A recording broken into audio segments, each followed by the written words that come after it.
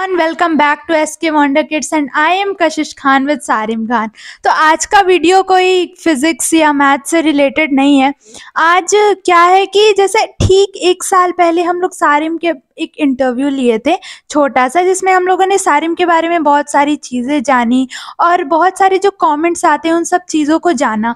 तो सारिम एक साल पहले जो हम लोगों से प्रॉमिस किए थे कि मैं ऐसा ही आगे चलता रहूँगा, मेरे अंदर न्यू चेंजेस आएंगे, तो वही हम लोग आज ये देखेंगे कि एक साल में सारिम में क्या क्या चेंजेस आए हैं, लोगों का क्या रिएक्शन है अब के वीडियोस पे।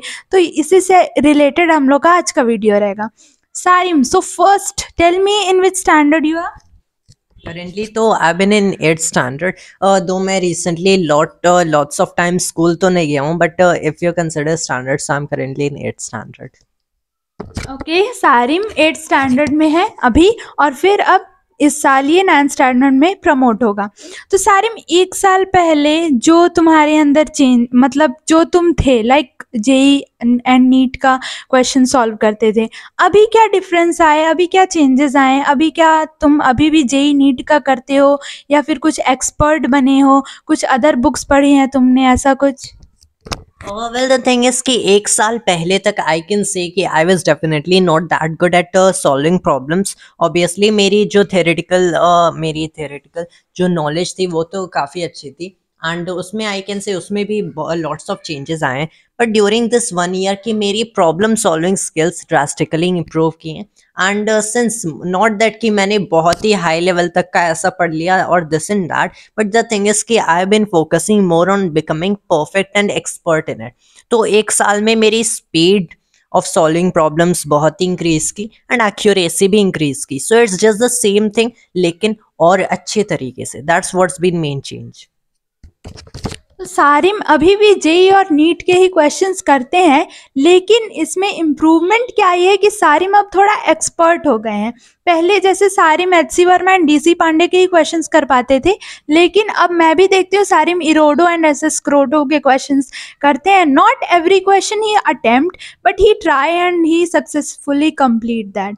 तो अभी हम लोग का नेक्स्ट क्वेश्चन है, जैसे कि मीडिया आती है या बहुत सारे लोग आते हैं तो बहुत सारे क्वेश्चंस जो छूट जाते हैं, नहीं वो लोग पूछ पाते हैं।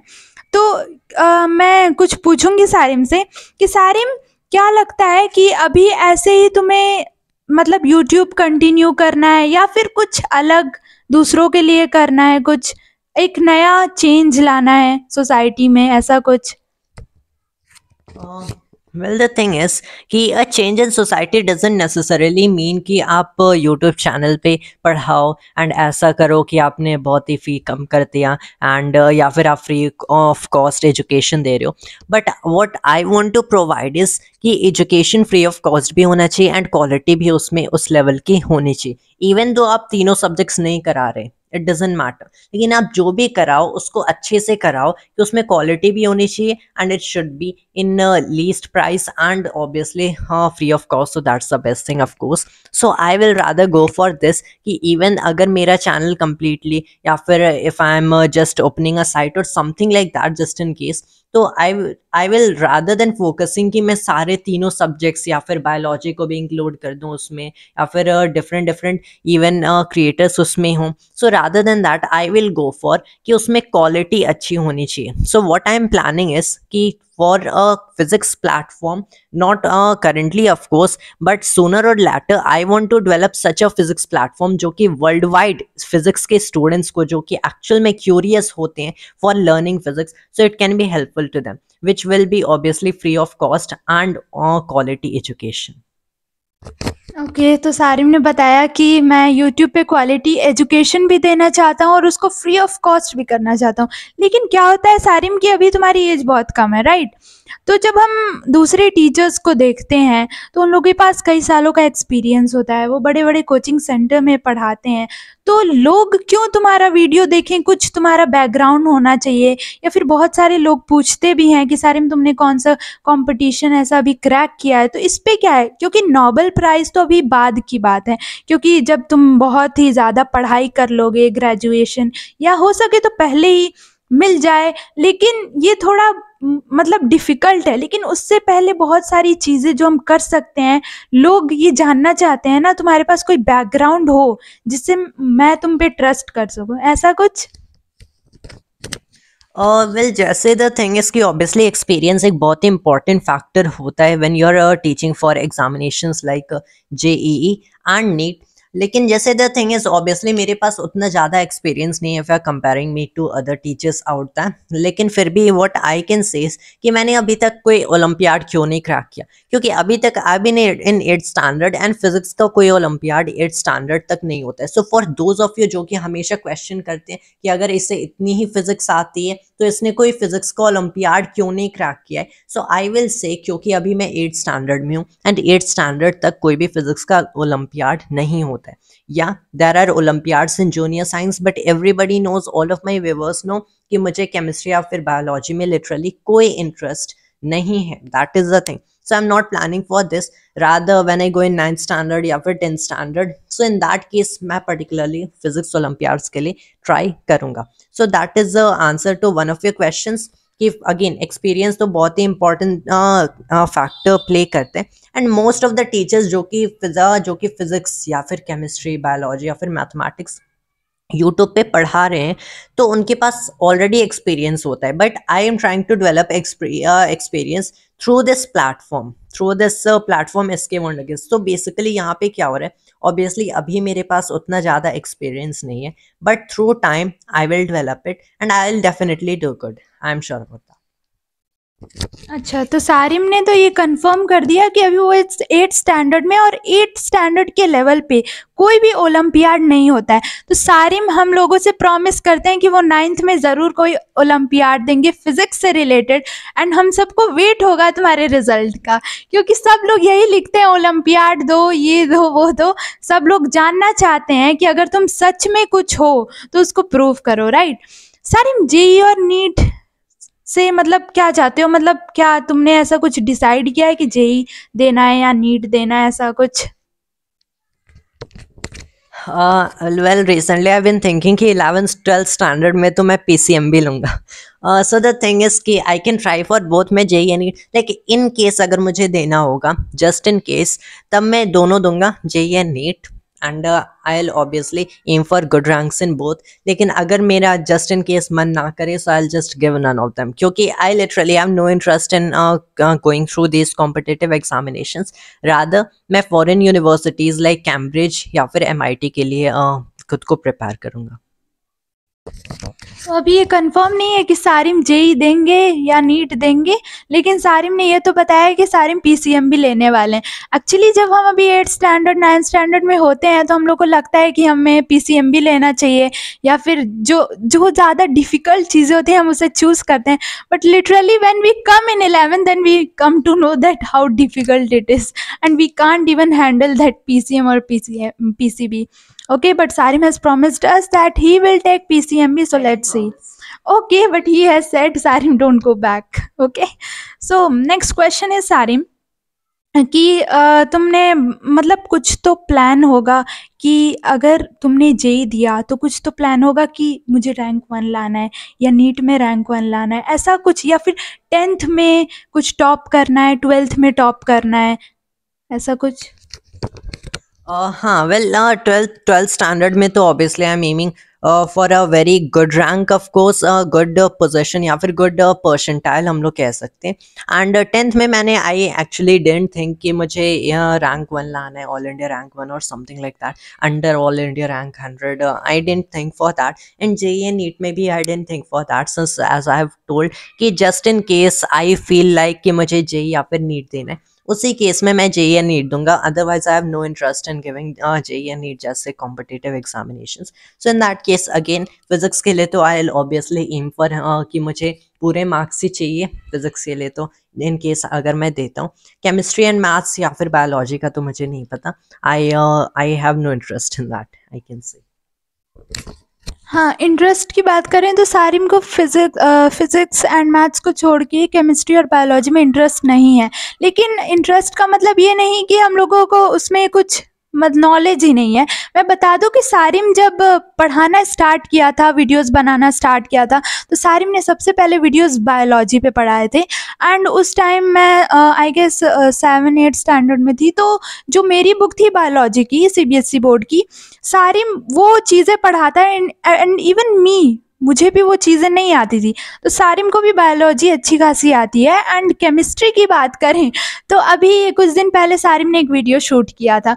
उसमें क्या होता है कि सारिम कुछ केमिस्ट्री में कुछ गलत बोल देता है। तो क्या होता है कि हम लोग के भी साथ जैसे एक conversion, like I would like to say on that, एक कन्वर्जन था कि समवन आस्क्ड मी कि एक कि अगर कैसे हम लोग जूल एंड को रिलेट करेंगे। That is basically the SI units of हमारा जो वर्क होता है या फिर एनर्जी होता है एंड द सीजीएस यूनिट को। So in that instead of saying 10 to the power minus 10 to the power 7, मैंने कह दिया था just by fault, just by mistake actually 10 to the power 5। तो उस पर बहुत सारे कॉमेंट्स आए थे। So the thing is that you have to understand while speaking many times we say such numbers. So basically अगर जहाँ numbers की बात आई many times it happens, so that is basically, तो you should just ignore that। मतलब ऐसे numbers ऐसे faults तो होते रहते हैं। Now if you are just picking up on that particular fault या फिर मिस्टेक एंड उसमें आप कमेंट्स लिखोगे, so that is obviously crap. And उसके अलावा एज यू हैव स्टेटेड कि जो बायोलॉजी है, सो फर्स्ट ऑफ ऑल मैं था इन the field of English literature. जब मैं सेकंड स्टैंडर्ड में था या फिर फर्स्ट स्टैंडर्ड में था, तो उस टाइम मैं ऑब्वियसली मुझे लिटरेचर में बहुत इंटरेस्ट था। उसके बाद I came in the field of biology, फिर मुझे बायोलॉजी में बहुत इंटरेस्ट आया। And right in the second या फिर fourth standard I was studying biology till 8th and 9th standard. And उसके बाद only I came in physics. So obviously बहुत बार मैंने बताया भी है कि पहले मैं इंग्लिश लिटरेचर के फील्ड में था, but I have always forgotten to tell कि फिजिक्स से पहले मुझे बायोलॉजी पसंद थी। So that I would tell in this video कि before physics as in biology, उसके पहले इंग्लिश लिटरेचर। ओके तो सारिम का जो इवोल्यूशन है वो बहुत इंटरेस्टिंग सा है। पहले सारिम ने फिजिक्स पढ़ा, पहले सारिम ने लिटरेचर पढ़ा, फिर सारिम ने बायोलॉजी पढ़ा, फिर सारिम ने physics, right, physics. And then इसके बाद I am also thinking now of learning other subject. जैसे मैंने बताया कि मुझे कोई इंटरेस्ट नहीं है इन कॉम्पिटिशन्स और दीज स्टफ, लेकिन हाँ मुझे कुछ और सब्जेक्ट्स हैं जिसमें लाइक थोड़ा बहुत इंटरेस्ट डेवलप हो रहा है। जैसे recently I have been developing interest in psychology. So I am thinking कि मुझे और भी सब्जेक्ट्स पढ़ने हैं, like whatever comes to my mind, comes to my interest. क्योंकि ऐसा तो नहीं है मुझे कोई ऐसा कॉम्पिटिशन एम करना है और समथिंग लाइक दैट। सो हाँ, मुझे जो भी फील्ड में इंटरेस्ट आएगा आई will study that. But again physics will be my primary subject कि ये मुझे पढ़ना ही पढ़ना है, फिजिक्स। एंड उसके बाद ऑब्वियसली मैथ्स। उसके बाद if I am coming to interest in any other subject I will study that. And I have been also deciding to study chemistry. Like जैसे क्या होता है कि जब भी मैं केमिस्ट्री पढ़ना स्टार्ट करता हूँ I will study the first chapter and उसके आगे आई जस्ट फील बोरिंग कि this is all just too boring and I will leave it.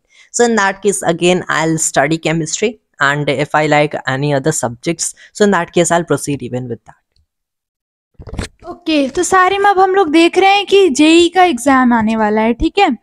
तो उसके लिए मोस्ट इम्पॉर्टेंट क्वेश्चन है कि जो 75% क्राइटेरिया है, क्या होता है कि बच्चे हम ज़्यादा जेई पे फोकस करते हैं, बोर्ड को लाइक भूल ही जाते हैं, ठीक है। वो टफ से टफ बुक सॉल्व करने की कोशिश करते हैं, लेकिन क्या होता है ना कि हमारे पास अगर टाइम कम रहता है या फिर वो थोड़ा टाइम वेस्ट कर देते हैं, नहीं कंप्लीट हो पाता है सिलेबस, तो हमारा बोर्ड भी अच्छे से नहीं हो पाता है, जेई के लिए भी प्रिपरेशन नहीं हो पाती है। तो 75% क्राइटेरिया है कि इतना हम पाएंगे तो जेई में अटेम्प्ट कर पाएंगे। तो मतलब अगर वो 75% नहीं ला पा रहे हैं, उसके बाद बच्चे क्या होता है एकदम, मतलब वो एकदम डिप्रेस हो जाते हैं। उसके बाद उनके पास कोई होप नहीं बचता है, अब मुझे नहीं करना चाहिए। और शायद वो बच्चे टैलेंटेड होते हैं, लेकिन वो क्राइटेरिया की वजह से वो मतलब सोचते हैं कि सिर्फ जेई है। तो इस पे क्या कहोगे? Well basically I cannot state directly कि ये क्राइटेरिया रिमूव करना चाहिए या फिर ये रहने देना चाहिए, but you have to basically understand कि एनटीए को भी अगर जेई कंडक्ट करना है so there have to be limited number of students, वरना अगर ये क्राइटेरिया नहीं होता so basically everybody would just run into the examination and वो लोग बस ऐसे देते तो एग्जाम हो भी नहीं पाते. So you have to understand that कि 75% क्राइटेरिया के ड्रॉबैक्स भी हैं एंड इसके एडवांटेजेस भी हैं. तो एडवांटेज ऑब्वियसली ये है कि यहाँ पे स्टूडेंट्स कुछ लिमिटेड हो जाते हैं, ऑब्वियसली फिर भी there are lakhs of students, लेकिन उतने ज़्यादा students as if the criteria were not present, तो उतने ज़्यादा स्टूडेंट्स तो यहाँ पे नहीं है. लेकिन इसके ड्रॉबैक्स अगेन है, बहुत सारे स्टूडेंट्स ने कम्प्लीटली पीसीएम पे फोकस कर लिया एंड उनके दूसरे the other two subjects obviously उतनी हाई लेवल पे नहीं हो पाए and they are not able to score 75%. तो अगर इसका अगर डायरेक्टली कोट करना चाहूँ so I can not directly say ये ऑब्वियसली इसे रिमूव करना चाहिए या फिर इसे रहने देना चाहिए, और जो इवन इंक्रीज इट तो 80%, 90% या फिर 95%. तो बेसिकली अगर एनटीए के पास एक ऐसा सॉल्यूशन है कि they are also able to look at these talents, at these persons जो कि बेसिकली जिन्होंने बहुत अच्छे से पीसीएम प्रिपेयर किया है, तो उस केस में ऑब्वियसली तो एक ऐसा सॉल्यूशन होना चाहिए. NTA should look for a solution कि स्टूडेंट्स भी बहुत ज़्यादा ना हो कि ताकि वो अच्छे से एग्जामिनेशन कंडक्ट करा पाए and they are also not ignoring any hidden talents out there जिनकी पीसीएम बहुत अच्छी है. So that is also 75%. जैसे अगर आपकी सिर्फ फिजिक्स केमिस्ट्री मैथमेटिक्स अच्छी है, it doesn't completely mean you are talented और यू आर वेरी गुड, क्योंकि ऐसा भी हो सकता है जेई में बहुत सारे क्वेश्चंस ऑब्वियसली रिपीटेड भी होते हैं.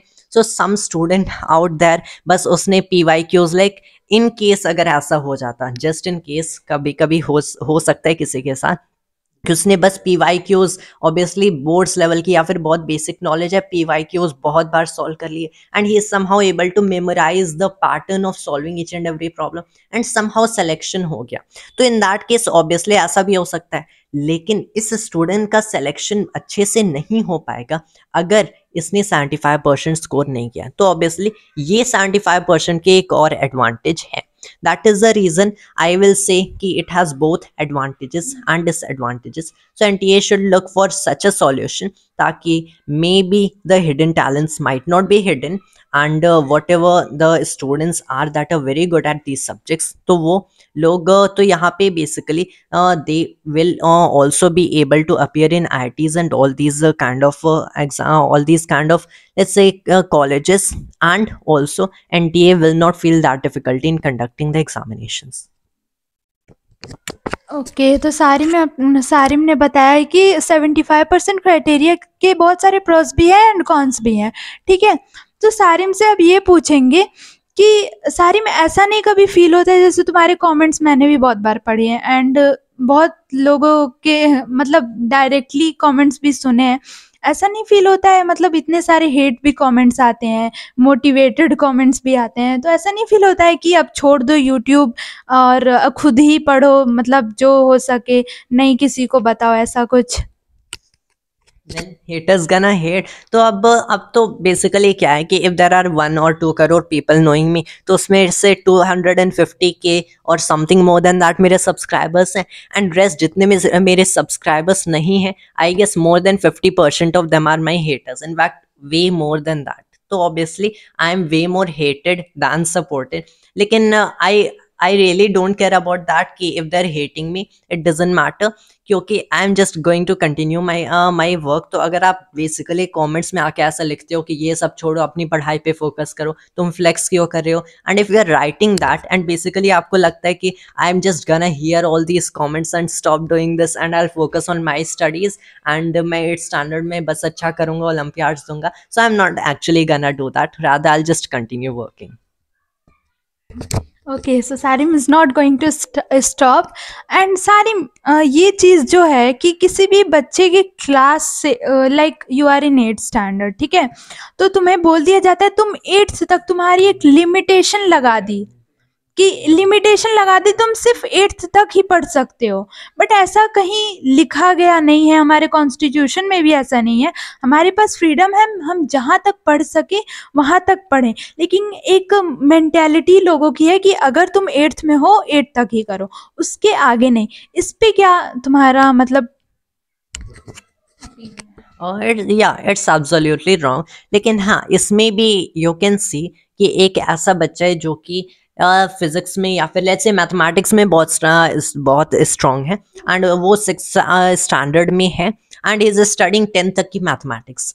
तो यहाँ पे बेसिकली क्या होता है, ऑब्वियसली नॉर्मली तो इसे हम लोग बोलेंगे कि he is doing very good, normally तो ऐसा बोलेंगे। अगर 10th स्टैंडर्ड तक की मैथमेटिक्स जब उसने कवर कर ली तब उसको कॉम्प्लीमेंट्स मिलेंगे जब उसने कवर कर ली, एंड जब वो कवर करने की कोशिश कर रहे so he will be receiving hit. ऐसा बेसिकली होता है कि when he is trying to do that he will be receiving hate, and when he has done that he will be receiving compliments। लेकिन इसमें कुछ ड्रॉबैक्स आ जाते हैं again, कि अगर उसने मैथ्स पे बहुत ज्यादा फोकस कर दिया तो उसके बाकी सब्जेक्ट्स वीक हो जाएंगे, he might not be able to pass that standard. तो अगर वो 10th तक पास नहीं कर पाते so that is a very great disadvantage. So that is the thing कि मुझे क्या लगता है कि you should be able to do it. अगर आप ऐसा बेसिकली कर रहे हो you are doing very good, लेकिन again you don't have to again ignore all the other subjects. जैसे मैंने not that I have completely ignored all the other subjects, but even after doing all this I have always been ranked first in my class. तो यहाँ पे basically क्या है, आपको पास तो होना पड़ेगा थ्रू ऑल दीज ग्रेड्स, आपको पास तो होना पड़ेगा। So what you have to basically do कि no matter how high you are going in any particular subject, आपको बाकी सब्जेक्ट्स को भी एक लेवल तक मेंटेन करना पड़ेगा। If you are going very high मतलब बहुत ही आगे, कि आप 10th स्टैंडर्ड में आपने कोई ऐसा रिसर्च कर दिया इन दैट सब्जेक्ट, आपको PhD की डिग्री मिल गई, so in that case obviously हम लोग जानते हैं कि now you no need to for you to look at other subjects. लेकिन जब तक आप बहुत ही ज़्यादा हाई लेवल पे नहीं चले जाते, you can still continue in that particular field, but you have to also maintain all the other subjects at a particular level। Sarim, और ये स्टूडेंट्स का बहुत क्वेश्चन रहता है कि जैसे NTA ने ये कहा है कि JEE के लिए 12th प्लस हम लोग का होना चाहिए, हम लोग को 12th पास होना चाहिए। NTA ने ये नहीं बोला है कि 11 से एंड 12 से प्रिपरेशन स्टार्ट कर दो। जनरली बच्चों को ये लगता है कि हम लोगों को 11 से ही प्रिपरेशन स्टार्ट करनी है, और उन लोगों का एक माइंड सेट हो गया 11 से ही प्रिपरेशन स्टार्ट करनी है। और शायद इसकी वजह से अब कंपटीशन बहुत हाई भी हो गया है, तो बच्चे 6 से ही स्टार्ट कर दें, लेकिन जो मेंटालिटी है बच्चों की वो 11 से। तो इसके क्या बेनिफिट्स हैं कि हम अगर 11 से कर रहे हैं, या फिर इसके डिसएडवांटेज हम लोग को क्या क्या फेस करना पड़ सकता है? अब इसमें बेसिकली क्या है कि ऑब्वियसली सिलेबस तो 11th 12th का होता है। इफ़ यू कंसिडर JEE या फिर नीट, तो सिलेबस तो 11th 12th का होता है, लेकिन अगर आप 9th से अपनी प्रिपरेशन स्टार्ट करें so that obviously gives you extra time, that will give U double the time that you have. आपको 4 साल मिलेंगे, नॉर्मल स्टूडेंट्स को 2 साल मिलते हैं। तो इस 4 साल में आप भी 2 साल आप भी 2 साल में सिलेबस कवर करोगे, वो भी कर लेगा।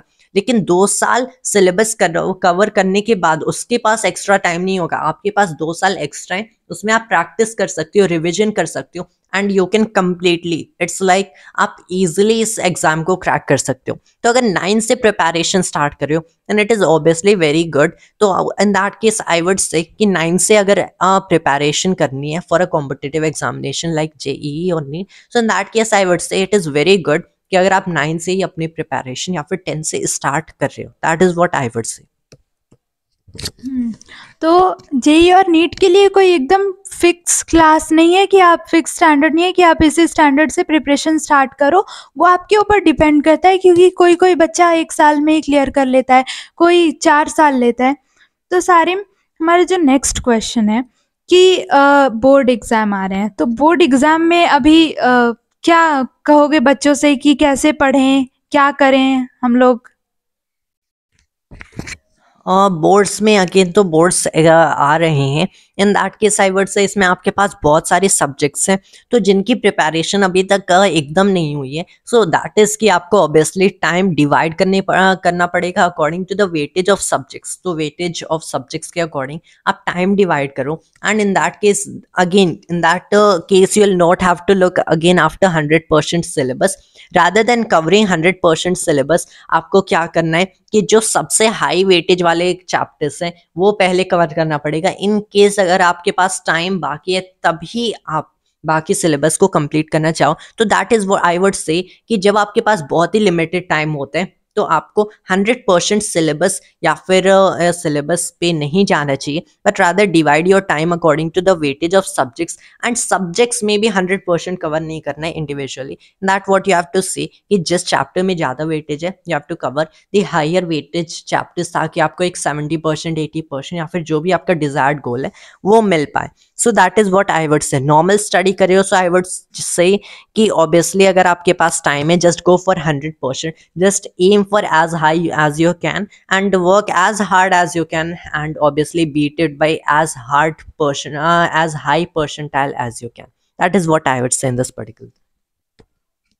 ओके तो हम लोग का जो लास्ट क्वेश्चन है सारिम से वो है कि जो बच्चे सर्च करते हैं ना 11th बर्बाद हो गई या 12th हाफ बर्बाद हो गई, लेकिन फिर भी उन लोगों के अंदर एक होप रहती है, जैसे वो यूट्यूब पे सर्च करते हैं कि ये 11th बर्बाद हो गई, ऐसा कोई है जो कर लिया है। हाँ, तो इस पे क्या बताओगे? क्या हम लोगों को ऐसा बिलीव करना चाहिए या फिर स्टार्टिंग से ही एकदम स्टे मोटिवेटेड रहना चाहिए, या छोड़ देना चाहिए होप कि अब हम 12th में आ गए, 11th बर्बाद हो गई है तो अब जेई नहीं हो सकता, ऐसा कुछ?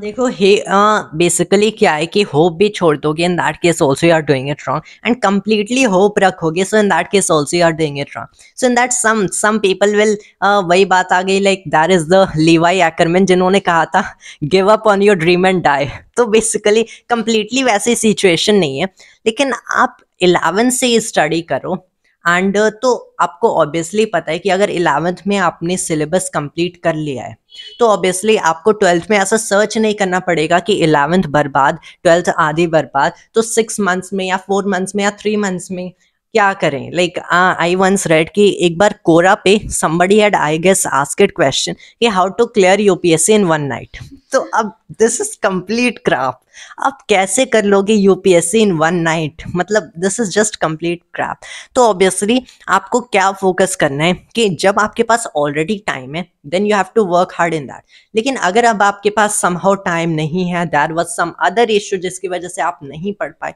इन that case I would say कि अगर आप just try as hard as you can, अभी भी पॉसिबल है अगर आप 6 मंथ्स में या फिर 12 मंथ्स में ट्राई कर रहे हो, but you need that will, आपको उतनी विल पावर चाहिए कि आप इतने घंटे पढ़ सकते हो। If you are setting for 1 time तो आप 12 घंटे पढ़ोगे, आप 14 घंटे या 16 घंटे या फिर 18 घंटे पढ़ोगे। So that will power is needed अगर आपको कम टाइम में इस एग्जाम को क्रैक करना है। So in that case I would say अगर आपके पास अगेन टाइम बहुत ही कम है, so in that case if you have that will power then just go for it. अगर उतनी स्ट्रॉन्ग विल पावर है, उतना आप स्टडी कर रहे हो तो ऑब्वियसली हो जाएगा। लेकिन इफ़ यू आर ऑल्सो कि हमें 6 घंटे ही पढ़ना है या फिर हमें 8 घंटा या फिर 4 घंटा ही पढ़ना है एंड हमारा सिलेक्शन हो जाए, इन that case I would say that it is not gonna happen. Okay, तो आज के लिए इतना ही काफ़ी है। And Sarim, I am telling you again after 1 year we'll be back to see what changes came in Sarim. So thanks to all viewers. जय हिंद, जय भारत।